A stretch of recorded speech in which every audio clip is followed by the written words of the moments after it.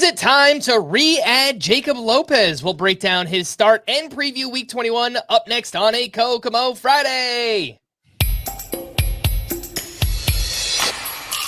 Alcantara, Soroka, you look so good in Boca. Peralta, Manoa, bounce back for Aaron Nola. Giolito, Castillo, Yoshida, Mosuzuka.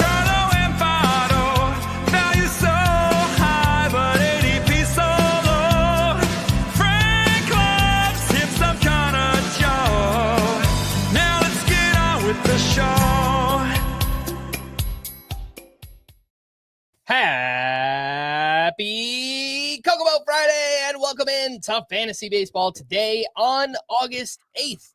I am Frank Stampfl, joined by Scott White. Today on the show, a huge start from Jacob Lopez.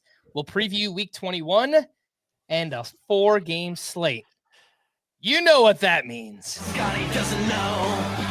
Oh, Scotty doesn't know. That's right. Will Scotty know? Probably not, but we'll see. I never know. Let's jump in with the players of the night. Holy Toledo, the element of surprise reigns supreme. All right, Scott, there's only one place to start. You are up. Jacob Lopez. Look at our boy, all grown up, pitching at the Nationals, 7 2/3 scoreless innings, 10 strikeouts. 18 swinging strikes, which is itself a huge number, on 114 pitches. 17 of those came in one at bat. So that was kind of a strange little quirk, historic thing that happened in this Jacob Lopez start. But that's an aside. It was great. Obviously, 10 strikeouts, 18 swinging strikes. You'd love to see that. And it'd been a while since we saw a start like this from Jacob Lopez. Remember, he came up and had a number of starts where he looked flat out dominant, was missing a lot of bats, and minor league numbers look great. But 27-year-old, kind of an unconventional sidearm delivery. Was it just a gimmicky thing? When the league got to see more of Jacob Lopez, were they going to catch up to him? And for a while, that seemed like the case. Previous 6 starts for Jacob Lopez, 4.67 ERA, just a 10% swinging strike rate. And all 6 of those starts, 5 innings or fewer. So he had not been particularly useful in fantasy for like a month and a half. And then he turns in another start like this that reminds us, it's kind of an interesting profile. So the 10 strikeouts is a season high, but he did have 3 9 strikeout efforts earlier, also a couple of 8 strikeout efforts. And just to remind you of the minor league numbers for Jacob Lopez prior to his promotion, he had a 2.33 ERA, a 0.89 WHIP, 12.7 K per 9. I watch him pitch, and I come away impressed. He has that almost Chris Sale and how low he drops down from the left-hand side, and that it seems like there's enough zip on that fastball for it to hold up. So I am kind of motivated to pick him up again after this start. If he was dropped, maybe it's a fool me once, shame on you, fool me twice, shame on me scenario. Maybe I'm bringing shame on myself by saying this, but I'll go ahead and tell you, Jacob Lopez on my sleeper pitchers list for Week 21, and he's out there in 60% of CBS Sports leagues. The only thing I will warn you about next week, and perhaps you already know this, but of course you know what the matchup is. If he's a sleeper pitcher, he's facing the Rays next week, his former team, and the last time he faced them, it did not go very well. So in that start earlier this season, 3 1/3 innings, 5 hits allowed, 4 runs, 3 earned, 1 walk, 1 strikeout, 1 homer allowed. So obviously not a good outing there. Do they have his number? Do they know more about him than other teams because he's a former prospect of theirs? It's possible, but you gotta watch out for that for sure.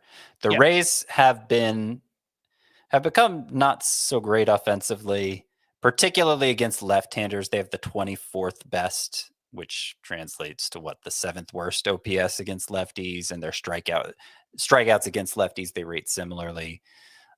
So I am viewing it as a good matchup, but it's true. There is that wrinkle of it being being Lopez's former team, and then perhaps having a better read on him than most. And look, this may all turn out to be a gimmick. Still, the Nationals lineup, who Lopez obviously did this against, they've been having some hard times lately. Of course, James Wood in a pretty miserable slump, especially. And it's possible. It's possible this is more the fault of the Nationals lineup and just what can happen with Lopez being as unconventional of a thrower as he is. What can happen when he comes up against a lineup that's just not ready for him? Mm-hmm. But nonetheless, I am intrigued.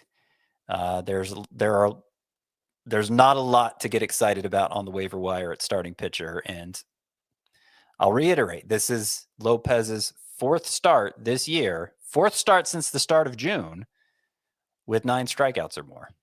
Yeah. Adding on to your point about the Nationals, their lineup is very bad right now. On top of that, 81 of the 114 pitches he threw today were against left-handed batters. So that's also just kind of a weird wrinkle here that the Nationals had a bunch of lefties in the lineup. So I don't want to take away anything from him, but it does seem like it kind of set up like a really nice spot here for Jacob Lopez. Want to point out that his slider was different in this one too. It was down 1.6 miles per hour. It had 2 more inches of vertical break, 2 more inches of horizontal break, and it was disgusting. It had 9 whiffs, a 38% whiff rate, 39% CSW. So really awesome usage, and perhaps a different version of his slider that we saw here on Thursday for Jacob Lopez. Let's talk about Drake Baldwin, my player of the night here. 3 for 5 with a double dong, 5 RBI, his first home run since July 9th. So nice to see him get back on the board. Nearly a month between home runs here, but it's been a fantastic rookie season. 287 batting average, 13 home runs, 840 OPS. Small sample size, but he's also hit lefties well. 306, 3 homers, 903 OPS in only 49 at-bats. I realize that, but you'd rather a young lefty perform well against lefties than not. So I do like that aspect of his game as well. 50% rostered for Drake Baldwin. I think that's probably right, Scott. I mean, does he need to be rostered in one catcher leagues? I feel like while he started 5 of the past 6 games, he also set 3 of 4 before that. So it's hard to get a read on exactly how the Braves are going to distribute playing time between their 2 catchers and their 1 DH who's still hanging around, Marcell Ozuna, who at Saturday, Monday, Tuesday, 3 games in a row, Ozuna was out of the lineup, but now he's been in the lineup 2 straight, and in fact just had a big game here on Thursday, which I'm sure we'll talk about. Yeah. So Murphy was out of the lineup this time. Baldwin was in. Baldwin has the big game. I think from a fantasy perspective, we wouldn't mind seeing Ozuna just kind of go away. And I think maybe from a strategic perspective, kind of evaluating their options for next year, that kind of makes sense for the Braves to make that happen. I do have a preference for Baldwin over Murphy. They both are in my top 12 catchers rest of season. But, just when we start to get comfortable with the idea, okay, Baldwin and Murphy, they're both going to be worth using, Ozuna begins to interject again. So it's been a little frustrating. But, yeah, I think even in one catcher leagues, Baldwin is somebody who's worth rostering, and that would mean the 58% rate is too low in my eyes.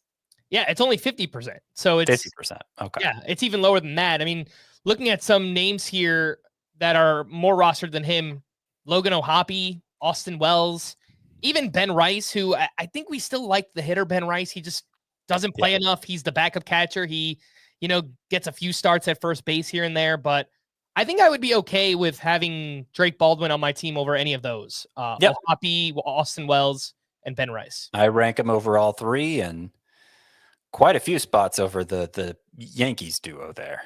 Mm-hmm. Projecting forward, Scott, I did want you to put your Atlanta Braves hat on here and look into the crystal ball and see what we could figure out for the offseason.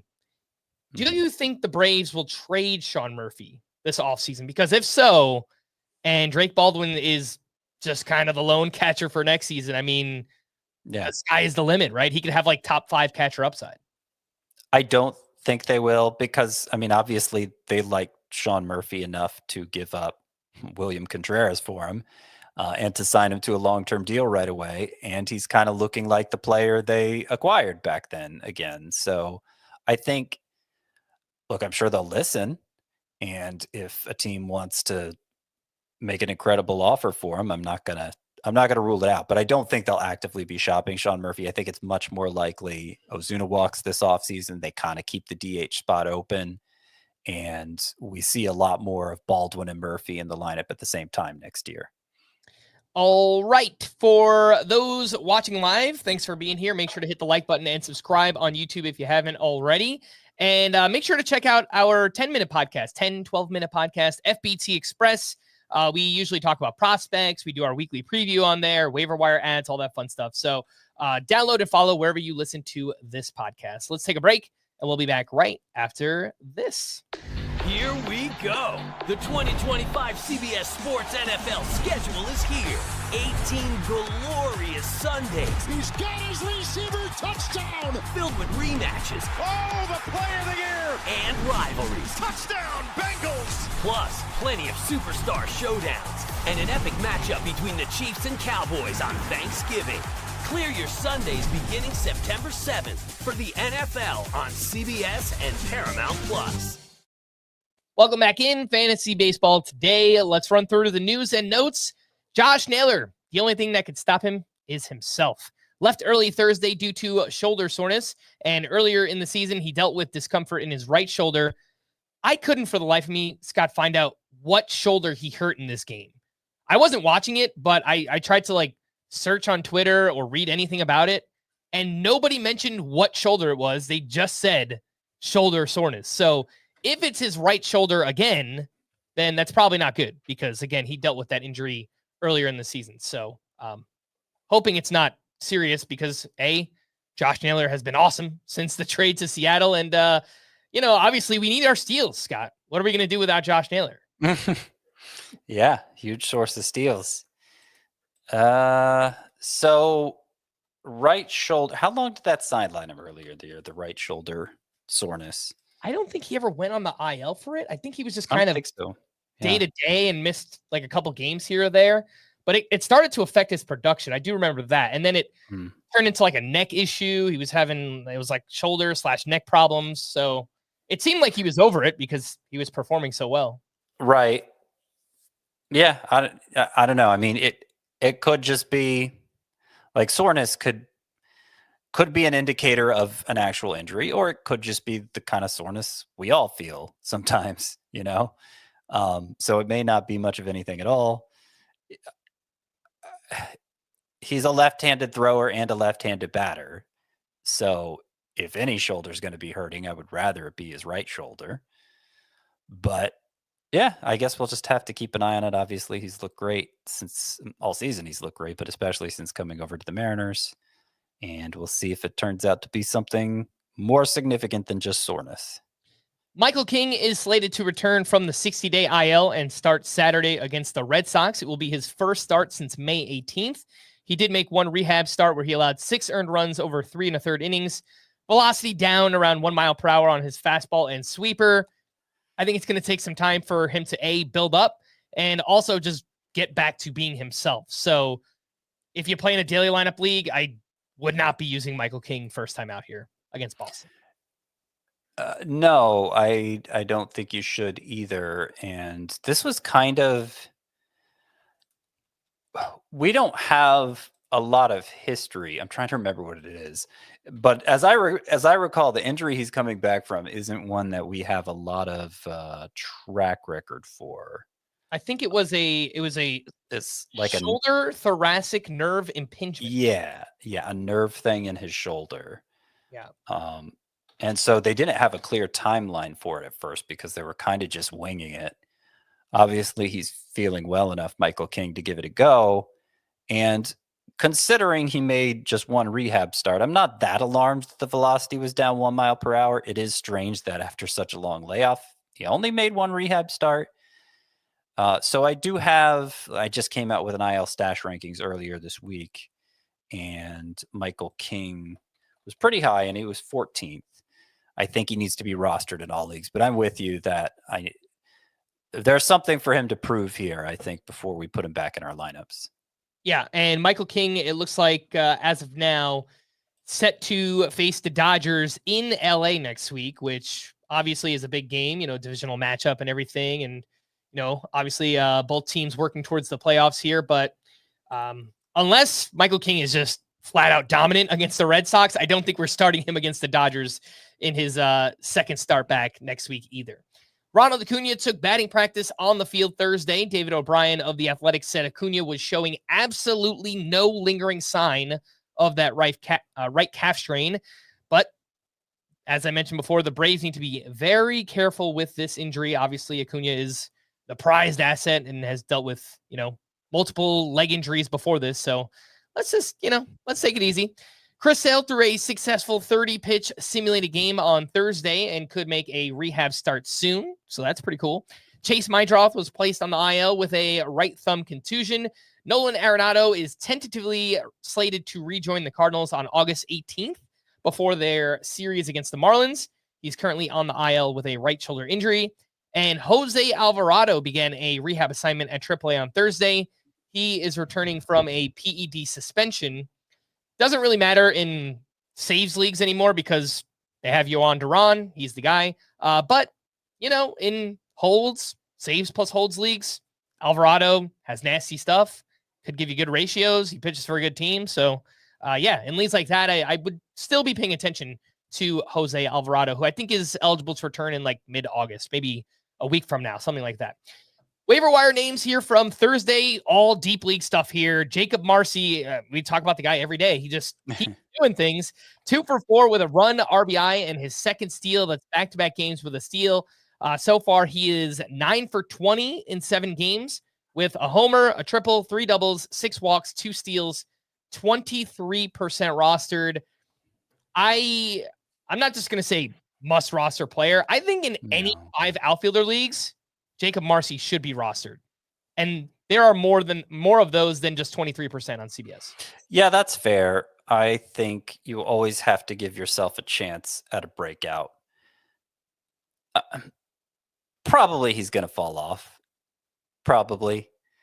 I don't know that I've ever seen a larger disparity, and obviously it's a tiny sample, so weird things can happen in tiny samples, but I don't know that I've seen a larger disparity between a player's average exit velocity and his max exit velocity before. The average is 94.8 miles per hour. Look out, Aaron Judge. But then the max is 105.7, which is like 19th percentile. And based on all the other data we have for Marcy in his career, like the max exit velocity is more indicative of how he's going to impact the ball in the long run, which doesn't mean he can't make it work with good enough pull air rates and good enough contact rate. And obviously the speed is the big selling point here for Marcy. So, off to a hot start, good minor league numbers, playing every day. Sure. Deep leagues where you got to go deep into the outfield pool. Happy to take a shot on him. I'm not going to treat him like a savior yet. Yeah. He did have 2 more hard hits here on Thursday. Nothing massive. It was 101.9 and 99.4. So we're still looking for that big max. I don't know that we're ever going to be. Yeah, we're not going to get a big max from him. My point is just he's not going to sustain 95 mile per hour average exit velocity. It's going to drop by. I think it was 7 or 8 miles per hour. Yeah, it was like 87 in the minors, so it's not going to be anything like that. But he is off to a great start. I actually texted the Welsh earlier on Thursday night. I said I feel like a proud papa watching Jacob Marcy because I remember him in the Arizona Fall League back in 2023, and we were all just like, wow, this guy's awesome. Every time he's on base, he's, stealing bases, he's hitting home runs. And he won the Arizona Fall League MVP that year. And then in 2024, he had an awful season in the minors. And this year he bounced back and now he's getting a chance. And, it's a small sample, but he's performing really well. So it's one of the first times that I got to see a prospect in person before they debuted, and now I'm seeing him perform well, and it's just a cool feeling. So I don't like, yeah, you go, Jacob Marcy. Let's do this. Next up, we have Shane Smith, who looked good at the Mariners.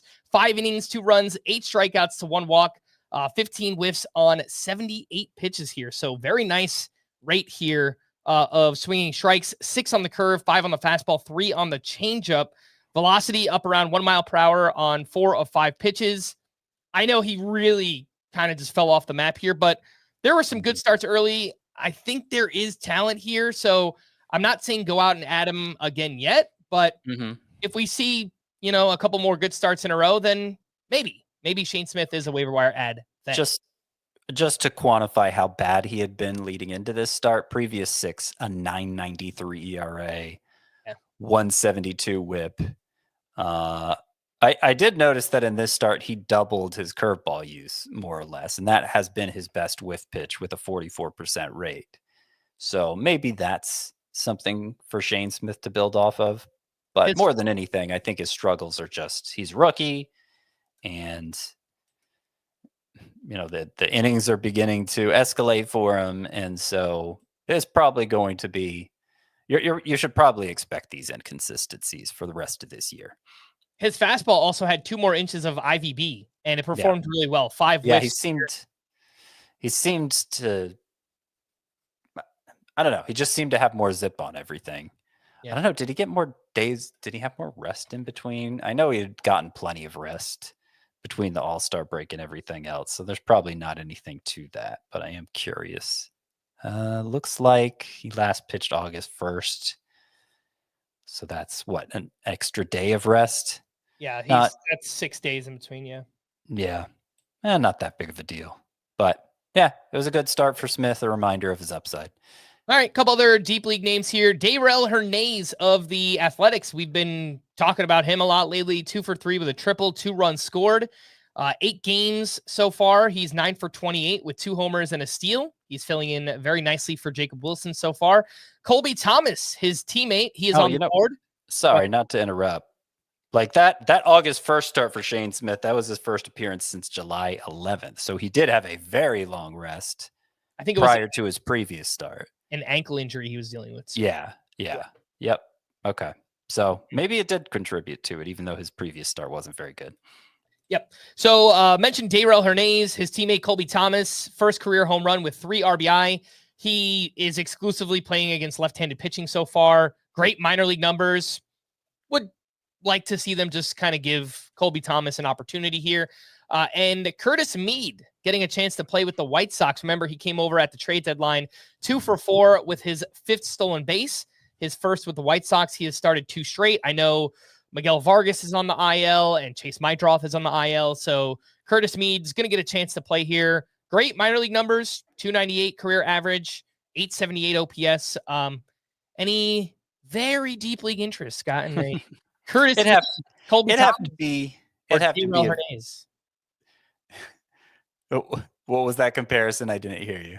No, I just said any interest in all 3 of these names: Hernandez, Thomas, and Mead. I didn't hear you over the sound of my own voice.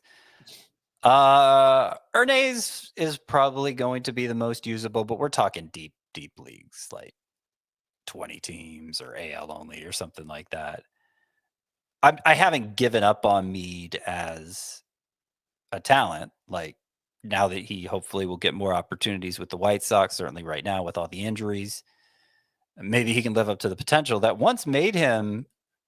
He was a pretty high-end prospect. It wasn't just he was putting up numbers in the minors like a Jacob Marcy situation. He was widely considered one of the top hitting prospects in baseball, and just never did much with the sparse opportunities he got for the Rays. And there were some health issues in there that may have contributed to it. So I'm definitely interested in Curtis Mead from a scouting perspective, but it would pretty much just be an AL only league where I'd consider adding him at this point. Yeah. Curtis Mead, by the way, just looking at his prospect rankings throughout the years, got all the way up to 16th by Baseball Prospectus entering the 2023 season. So that's pretty high. Yeah. I mean, there was a lot to like here about Curtis Mead, and now getting a chance to play. So just a name to watch. And look, crazier things have happened, right? Like We thought Andrew Vaughn was done. Look what he's doing now. So just watch and let's see what Curtis Mead can do. Hey, real quick, Thursday leftovers. Luis Robert continues to rake in the second half, 3 for 4 with his 31st steal. Last 19 games, he's hitting .377 with 4 homers, 9 steals, and OPS around 1,000. I updated the rankings on Thursday here, Scott, and I think I got Luis Robert back up around 40th, so like a top 40-ish outfielder rest of season. Mm-hmm. Oh, I think I got him higher than that.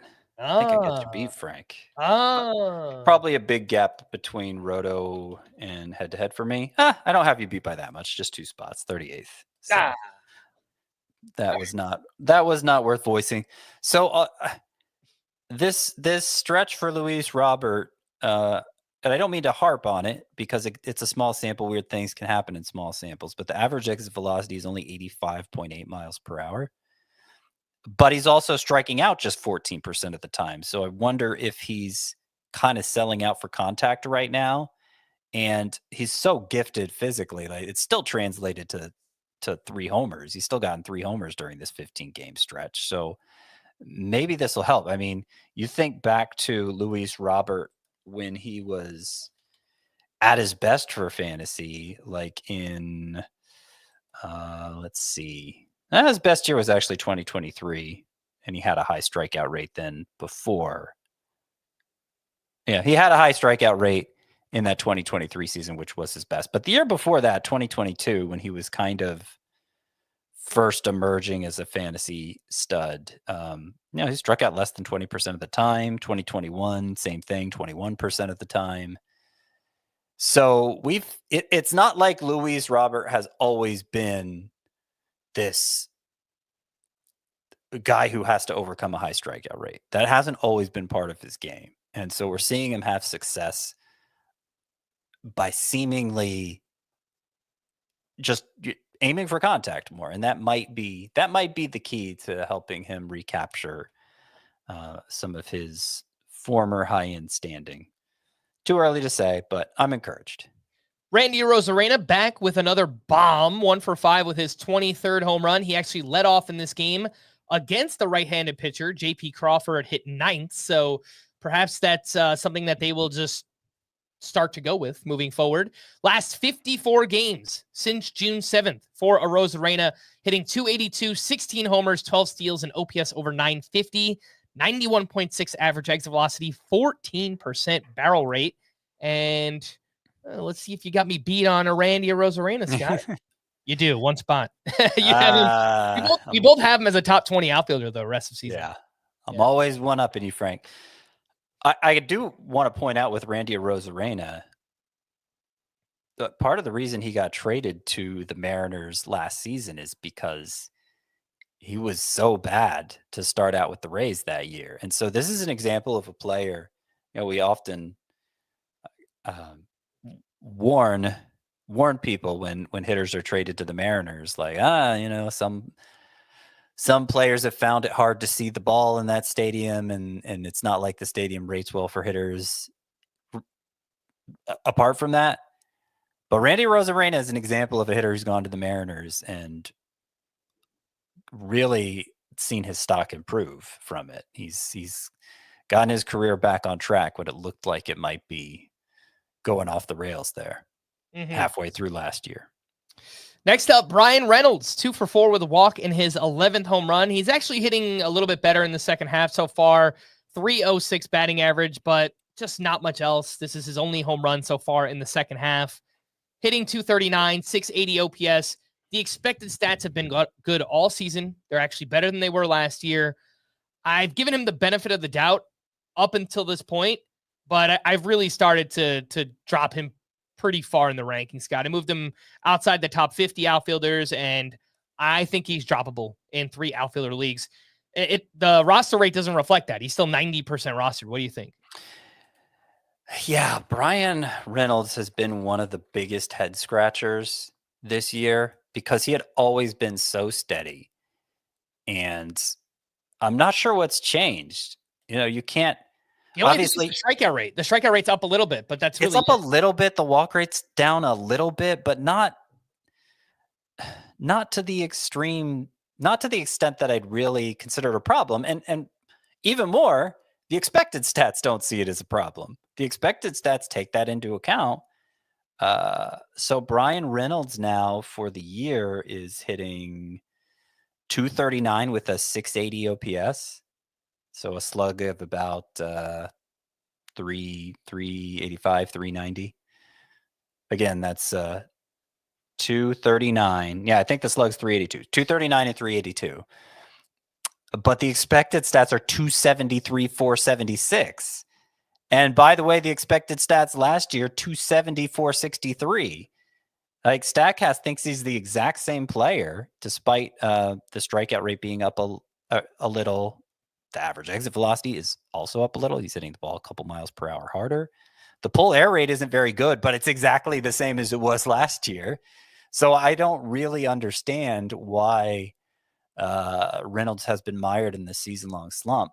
There hasn't been any signs of a turnaround. He had the big game here Thursday, 2 for 4 with a home run, but since his previous home run back on June 29th, not July 29th, June 29th, that was the last time Reynolds homered. He had hit 230 with a 564 OPS during that stretch, so he'd been even worse.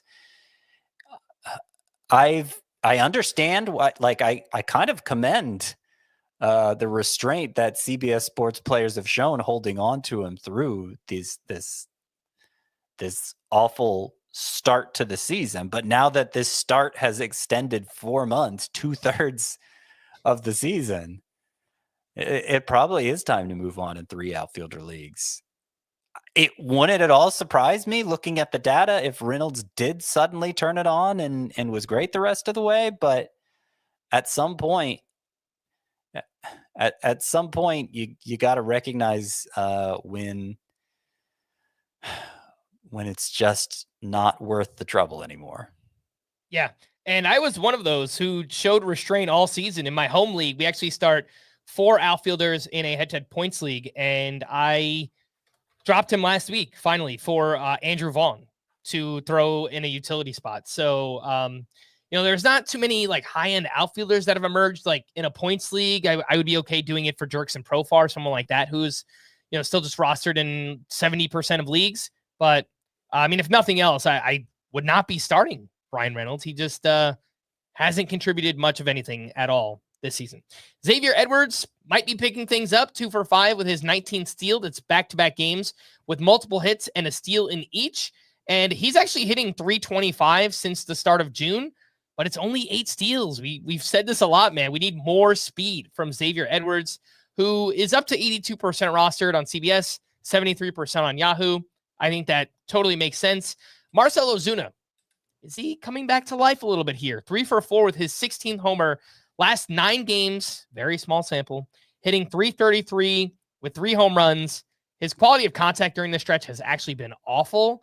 I don't know what to make of the playing time. We spoke about this with the catchers earlier. He's still 83% rostered, Marcell Ozuna. Should he? Yeah. No, he shouldn't be. And he's a difficult fit in lineups as a DH only player. And you can't trust the playing time. So 83, it's wild to me that he's still that rostered. Frankly, I would expect it to be half that. Would you drop for Andrew Vaughn? Yeah. Luke Keishel? Luke Keishel, sure. Yeah, I'd do that. Now, I have held on to Ozuna in a couple leagues, but they're 15-team roto leagues. They're the kind of leagues where I'd be dropping Marcell Ozuna for, I don't know. I mean, at one point, I guess a warming Bernabel or an Andrew Vaughn was still out there, and sure, I would have been fine doing that. But I had somebody weaker I could drop instead. The kind of hitters that are normally on the waiver wire at a 15-team league are like Wilmer Flores, So, okay, I'll hold on to Ozuna in the hopes that something clicks for him here. But no, I think the standard fantasy player in the standard size league, it's just not worth the trouble. It's funny you bring that up, 15-team roto leagues. He was actually dropped in my Tout Wars league. So I picked him up last week, and that's a 15-team roto OBP. I mean, I think Ozuna's OBP this year is 370 or something crazy like that. So I don't know how much he's going to play, but I figured, all right, maybe he starts to hit a little bit final 2 months. So I agree. In a league that deep, he probably should be rostered. But, in a lot of these shallower formats that we talk about often, I think Marcell Ozuna probably can go. Let's take a quick break. When we return, we'll run through some pitching leftovers. We'll do that right after this. Critics are buzzing about the new season of Yellow Jackets.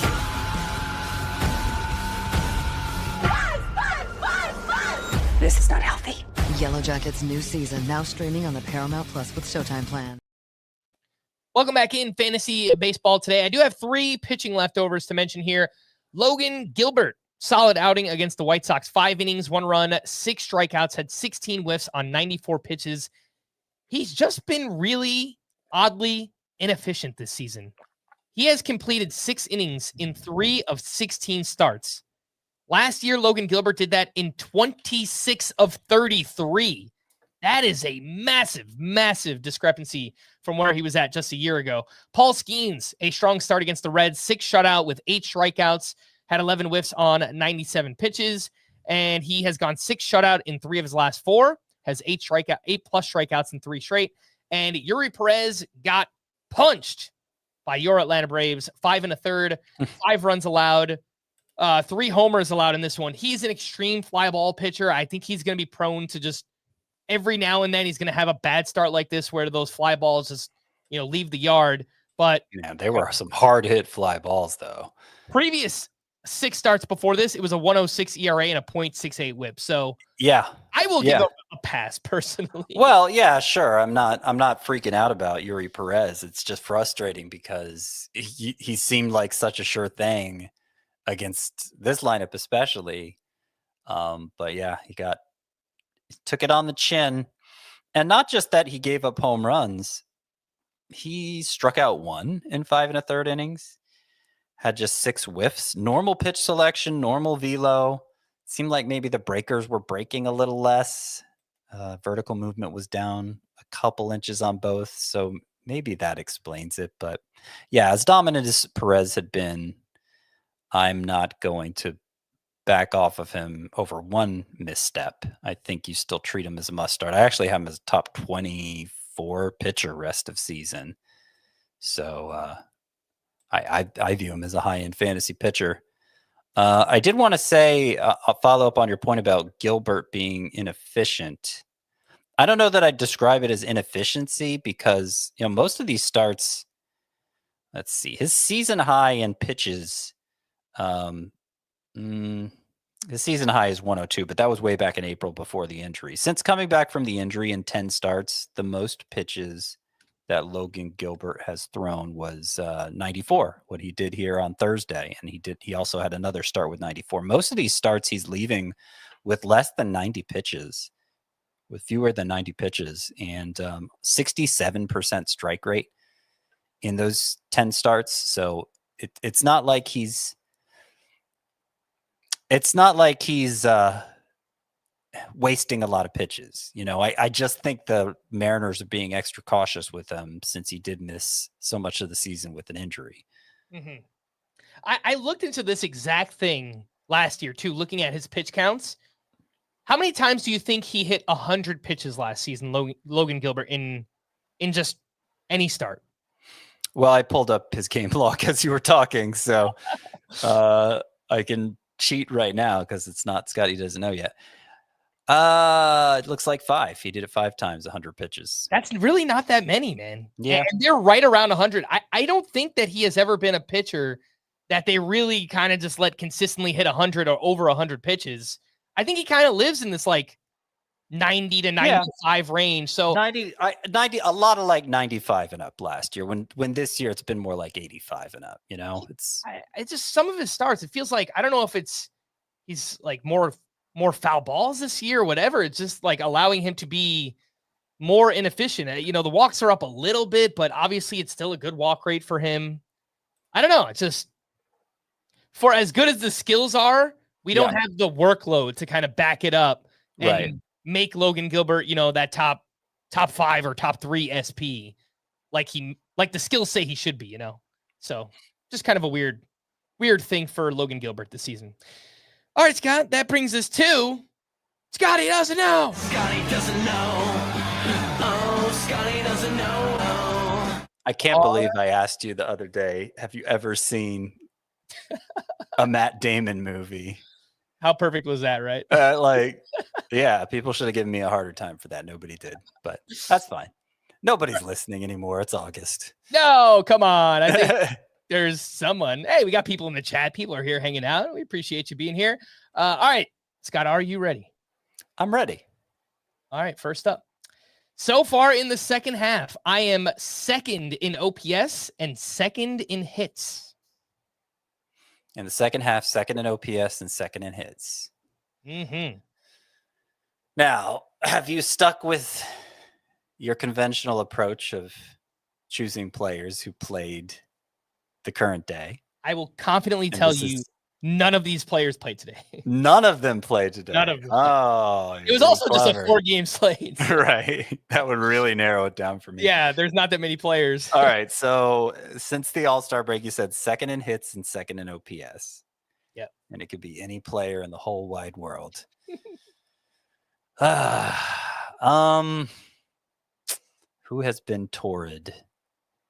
Second in hits, second in OPS. I'm going to guess it's somebody who played in Colorado recently. And I am going to say that it is Bo Bichette. Scotty doesn't know. Oh, Scotty doesn't know. Scott, your logic was pristine. It was perfect because the answer is Vladimir Guerrero Jr. Okay. But you were right. As soon as you said it's the Blue Jay, I'm like, he might actually get it. So 31 hits and an 1140 OPS in the second half so far for Vlad. 378, 6 homers, 7 doubles, 16 RBI, 12 walks to 9 strikeouts, 14% barrel rate, and just a 37% ground ball rate so far in the second half. So lots of line drives. That's big. Fly ball rate is up. And, Scott, we usually get this maybe 2-3 month kind of stretch where Vlad just goes off. And maybe it's going to happen here in the second half. I don't know that we've ever seen Vladimir Guerrero with a low ground ball rate. I guess the closest was 2021 when his ground ball rate was 45%, which I wouldn't consider low, but it's not high either. And that year he hit 48 home runs, 1,002 OPS. Like that was the monster year for Vladimir Guerrero when he threatened to win the Triple Crown. So all of which is to say, like at 26 years old, it's possible we haven't seen the best version of Vladimir Guerrero yet. Or at least it's possible that we could see him have another season like that 2021 season. And so my claim a couple weeks ago that I think Nick Kurtz is trending toward being the top first baseman drafted next year. I think Vladimir Guerrero would be the one threat to that. I mean, he's failed us is a little strong, but he's disappointed us with a pick that high in the past. But if he continues this pace and keeps that ground ball rate down the final 2 months, then it'll be hard to pick against him. Well, depending on what Nick Kurtz does, but it'll be hard. All right, next up. In 40 games before the All-Star break, I hit 321 with 9 homers, 4 steals, and a 958 OPS. In 19 games after the All-Star break, I'm hitting 173 with 1 homer and a 505 OPS. That sounds bad. Could you read the numbers again? I'm sorry. Yes. 40 games before the All-Star break, 321, 9 homers, 4 steals, 958 OPS. 19 games since, 173, 1 homer, 505 OPS. Okay, so not a big base stealer, but he was very hot before the break for almost 2 months before the break, and then has done nothing since then. Not a big base stealer, but not a 0 for stolen bases either, because he had 4 during the 40-game stretch. That's true. I'm talking through my answers like a Who Wants to Be a Millionaire contestant. Would you like to phone a Really, friend? really milking it here. Do you think Chris is still awake? Yes. Yeah, let's call him. I I probably can do that, right? Like speakerphone and just, hey, Chris, what do you think? Maybe we'll try it one time. Scott, I'm Got gonna to come up with an. We need an answer. We need an answer. I'm gonna say. Who am I gonna say? I'm gonna say no. He is a base stealer. I can't think of a good answer. I'm sorry. It's all right. Just say anybody. First name that comes to mind. Anybody. Okay. Let's say Cody Bellinger. Scotty doesn't know. Oh, Scotty doesn't know. The answer is Marcus Semien, who in the second half, I don't know, might be turning back into a pumpkin. He does have 4 steals in the second half. I left that part out of it. But a 49% fly ball rate, average exit velocity is not great. I mean, it never is. He also has 0 barrels in the second half. I know how good he was heading into the break. I just worry about maybe it kind of killed the momentum and Marcus Semien's turning back into a pumpkin. I hope not. Yeah, maybe. I don't think so, though. I think, even at his best, he's like a 240 hitter. So we're going to get some down stretches like this. And I think second base. For one thing, I think the trajectory of the Rangers has improved. And for another, I think the state of second base is still bad enough that he's worth waiting out. So no guarantees on Semien, but I think you risk sacrificing too much by swapping him out for whatever's the best second baseman on the waiver wire. Oh my gosh. I just looked at our second base rankings just to see like where we have Semien. I just saw that Chris put Luke Keeschel as his 3rd ranked second baseman rest of season. Really? Oh Did he just do that? Because I don't know. Fresh here? 1 day ago. I got to text him. Maybe he didn't mean to do that. Is he in? Are you looking in head to head? Yeah, head to head. He hasn't. Okay. So in points leagues, I guess he's really valuing the on base skill. Or that's got to be a mistake, though, right? 3rd? I don't know. That's got to be a mistake. I'll text him and I'll ask. All right, Scott. Next up, I am 5th in average. For what it's worth, he has Luke Keeschel 11th in categories leagues. Yeah. So that's a big gap. Yeah, I moved him up to like 18th in points, and I actually higher in Roto just because he's running so much. 15th in Roto, so we'll see. Over the last 30 days, I am 5th in average exit velocity and 5th in hard hit rate. Over the last how many days? Last 30 days. 5th in average exit velocity, 5th in hard hit rate. Okay. Yep. That's all I get? That's all you get. Yeah. It could be anybody. It could be. I'm going to guess it's somebody who doesn't normally hit the ball very hard. Could be anybody. 5th in average exit velocity, 5th in hard hit rate over the last 30 days. Let's say Salvador Perez. Scotty doesn't know. Oh, Scotty doesn't know. The answer you were looking for is Carlos Correa. 95.3 average exit velocity, 59.7% hard hit rate. Last 25 games since July 2nd, he's hitting .323 with 7 doubles, 12 walks to 16 strikeouts, good plate discipline, only 1 homer. Does have 6 barrels during that time. So, normally I think it's like 60% of your barrels should go for home runs. So he's been unlucky in that way. He probably should have 3 or 4 home runs during the stretch. But too many ground balls at the 51% ground ball rate. I say all of this, just the fact that he's hitting the ball hard and now he's back in Houston, like we talked about. I really do think like better days could be coming here for Correa. So better days, but I don't think days that are going to make him a must start necessarily. I think he'll remain on the fringes for fantasy, which was kind of true toward the end of his Astros career too. I mean, he was a 900 OPS bat last year. So could he be a 900 OPS bat from here on out? It's possible. He was. That obviously was over a small span of time during an injury plagued season. as so many of his seasons have been. And it kind of stands out as the aberration. Yeah, I just don't think Carlos Correa, I don't think he has that much impact in him anymore. I think he's better than he's been so far, and I think he's going to improve in down the stretch. Or even if he stayed in Minnesota, he was bound to improve. But what do I expect from him? Like, would I rather have Dansby Swanson or Carlos Correa rest of way? I'd probably rather have Dansby Swanson. He gives you that speed element. He's in a better lineup. Maybe Correa in a points league, though. I could see that. I could see him outperforming Swanson in a points league. I think that's more likely than in a roto league. But even still, I think I'd rather have Swanson. All right, I have two more pitchers here, Scott, and let's make it quick. Next up, I lead all pitchers in strikeouts in the second half.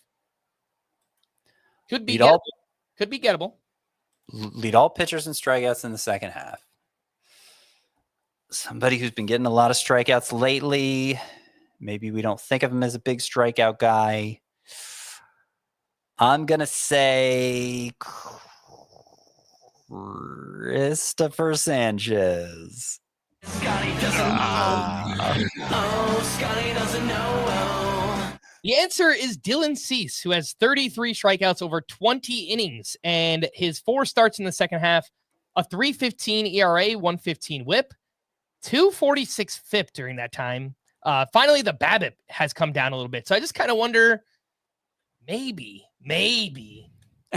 it's starting to come together here for Dylan Cease. Maybe.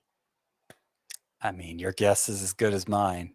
I think it eventually will. And so I am inclined to see the glass half full, but there's just, he's just a difficult one to pin down. Like, the talent is off the charts, but he just is a little erratic, and we're seeing it play out in the worst possible way this year. All right, and the last one that we have here, over the past 30 days, I have the second lowest K- walk rate among qualified starting pitchers. Second lowest K- walk rate, which we want it to be high, right? Yeah. Okay, Sure do. just making sure. Second lowest K- walk rate over the last 30 days. I think I got a good guess here. And this will be, I haven't gotten one yet. I don't think we've ever done a Scotty Doesn't Know where I don't get anything. So Matthew Liberatore. The answer is not. Scotty doesn't know. Oh, Scotty doesn't know.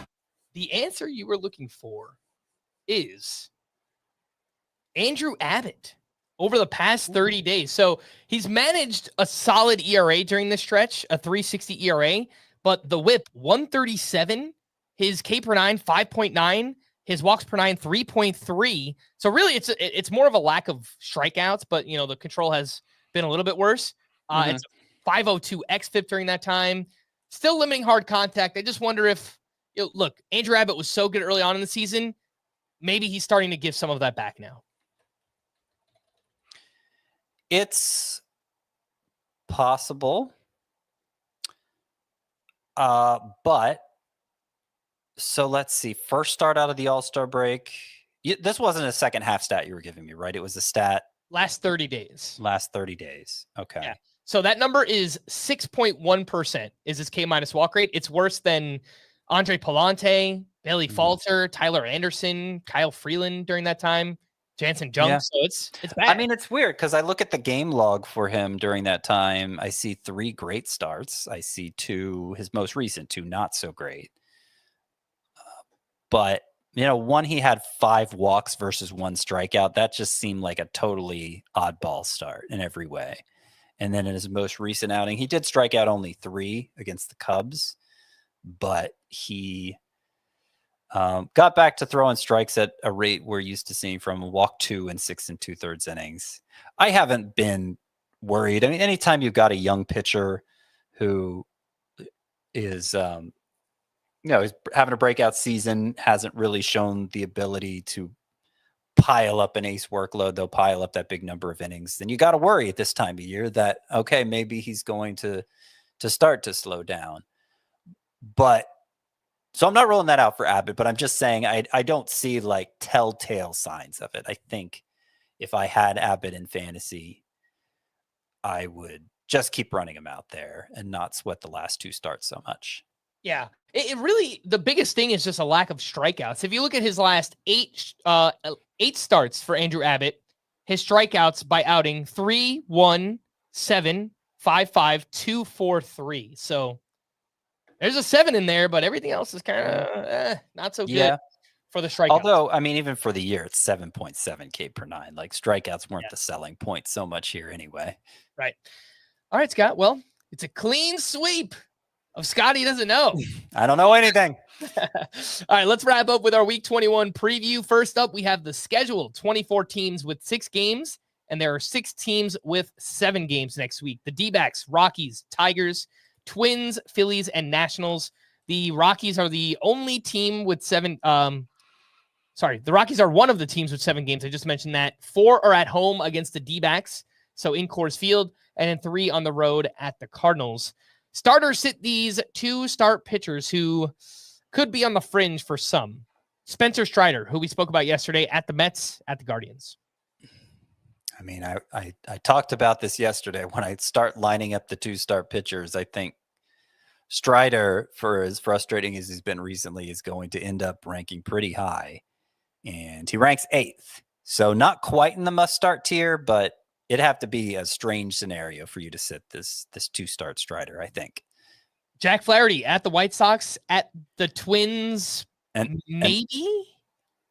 And this is the one you were most worried about, 2-start status. And 9th, I have him right behind Strider. So kind of the same situation. Those 2 matchups are especially good, of course, White Sox and Twins. You say maybe because it's a 7-game week and Flaherty's scheduled to go Tuesday.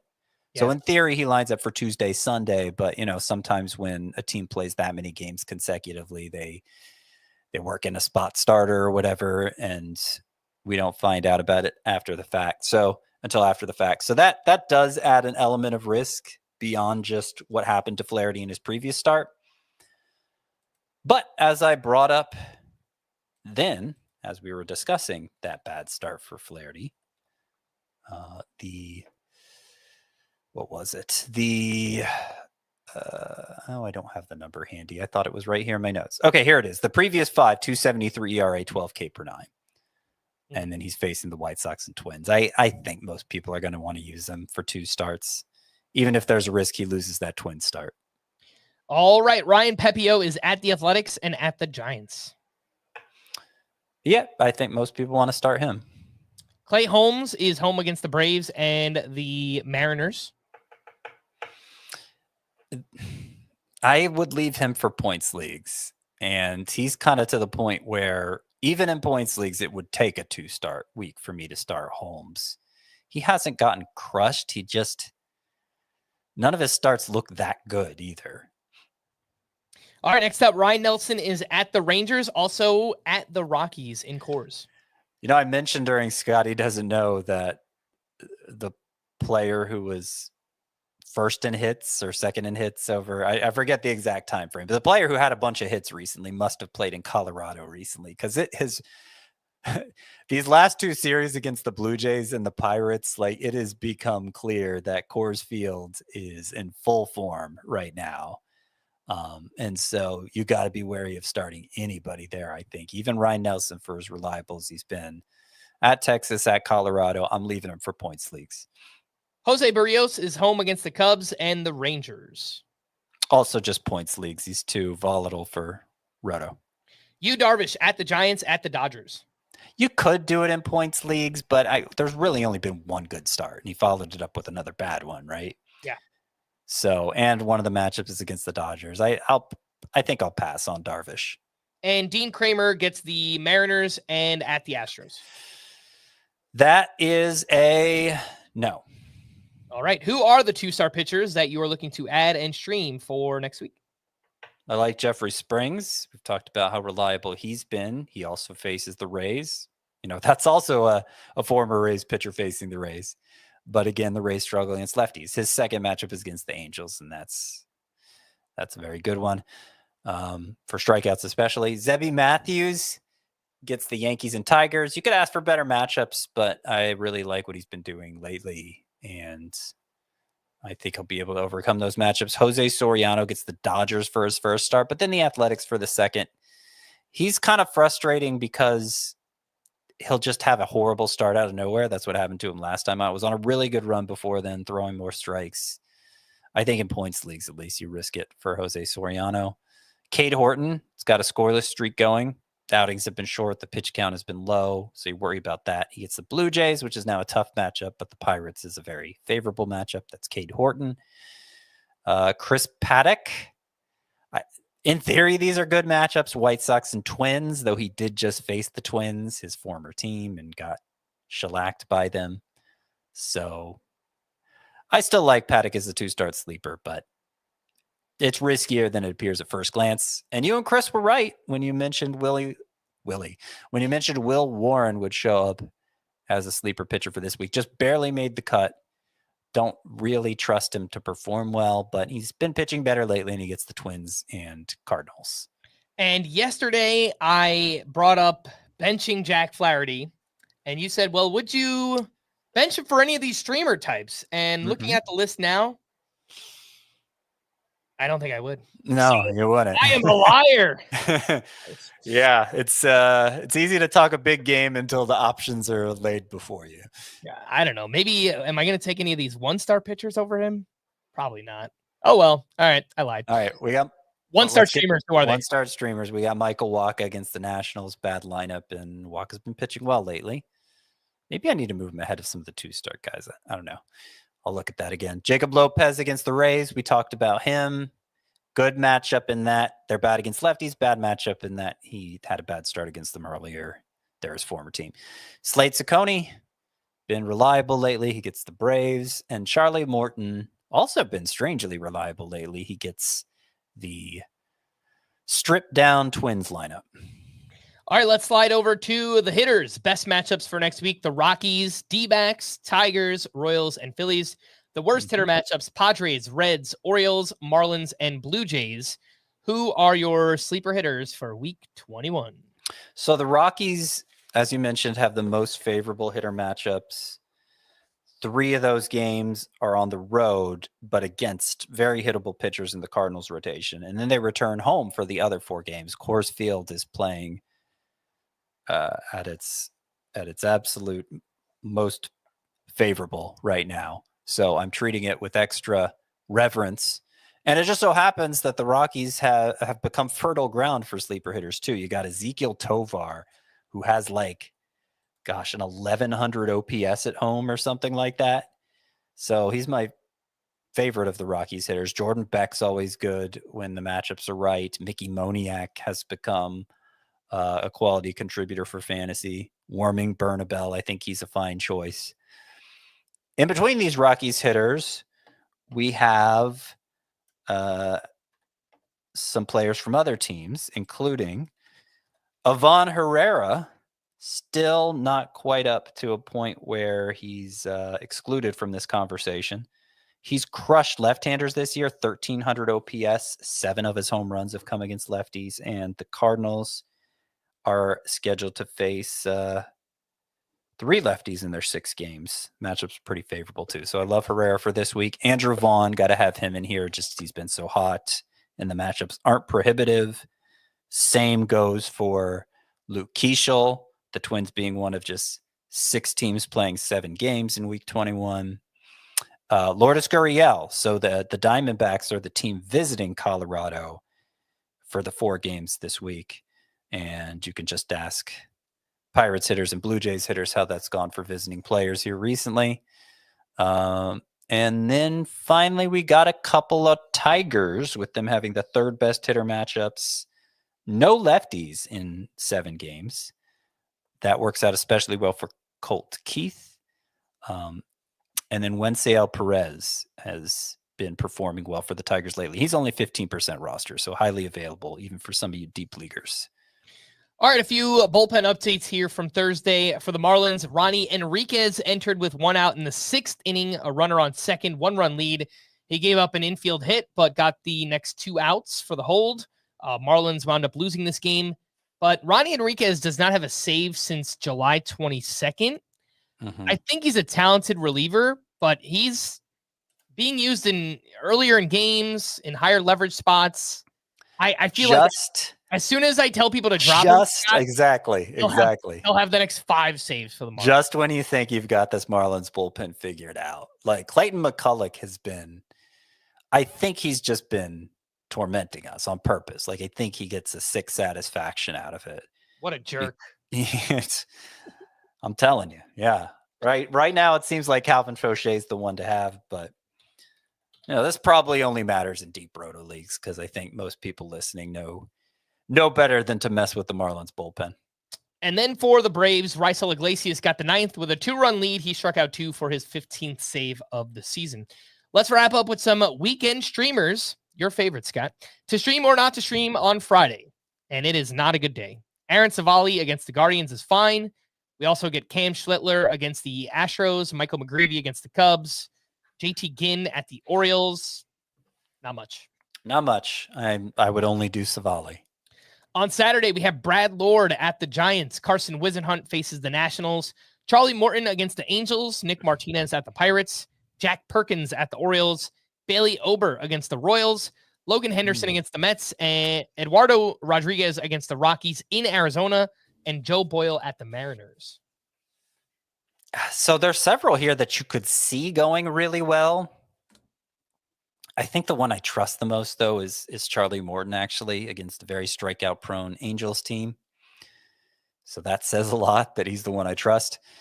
In theory, Nick Martinez at Pittsburgh, yeah, okay, but he's just shifting, transitioning back from the bullpen. In theory, Bailey Ober against the Royals, but, he's just 1 start removed from the IL, and that first start back, some encouraging signs, but didn't go particularly well. Logan Henderson against the Mets. I might trust him the second most, but obviously that can be a tough matchup, and his starts have been on the shorter side. And Joe Boyle. The Mets have the lowest WOBA in baseball in the second half of the season, by the way. Well, that helps. Yeah. So I do think Henderson is probably second in priority after Morton. And then Joe Boyle at Seattle. I still think things could go really well for Boyle down the stretch, but he hasn't shown much yet since joining the rotation. The Mariners are a good lineup now. So I don't think I'd start anyone other than Charlie Morton and maybe Logan Henderson. I always remember this with Bailey Ober. He struggles against the Royals in his career. He's 0-4. That's true. A 5.37 ERA and a 1.39 WHIP. So I don't know. Something about the Royals, man. They see Ober really well. I would probably stay away. And then on Sunday, Luis Severino is at the Orioles. He's been really good on the road. Mike Burrows gets the Reds. Joey Wentz home against the Marlins. Slade Ciccone is at the White Sox. Justin Verlander against the Nationals. And Adrian Hauser at the Mariners. Ciccone, I'm fine with against the White Sox. Severino at Baltimore. If it goes well, it'll be a quality start. But they have been better, and I'm a little wary of it. He's good on the road, man. I would do it. I'm good with it. I mean, I still like Ciccone the most. He's one of the Severino at Baltimore is probably, I don't know, the 5th best for the entire weekend, but that's not saying much. Right. Joey Wentz against the Marlins could go well if he throws that cutter enough. We've seen, it happened at his last start. If he throws that cutter only like a quarter or a third of the time, he gets crushed. So it seems like the key to the whole arsenal. So it's too risky. Mm-hmm. Verlander against the Nationals, I think could be okay. Again, that lineup is just terrible right now, and it is in Oracle Park. It's a big park to pitch in. So, I would go Ciccone first, then Severino, and then Verlander on Sunday. We are going to wrap there. For Scott, I am Frank. Thanks as always for tuning in to Fantasy Baseball Today. Please make sure to follow and leave a 5-star rating on Apple or Spotify, and we will be back again next week. Bye-bye.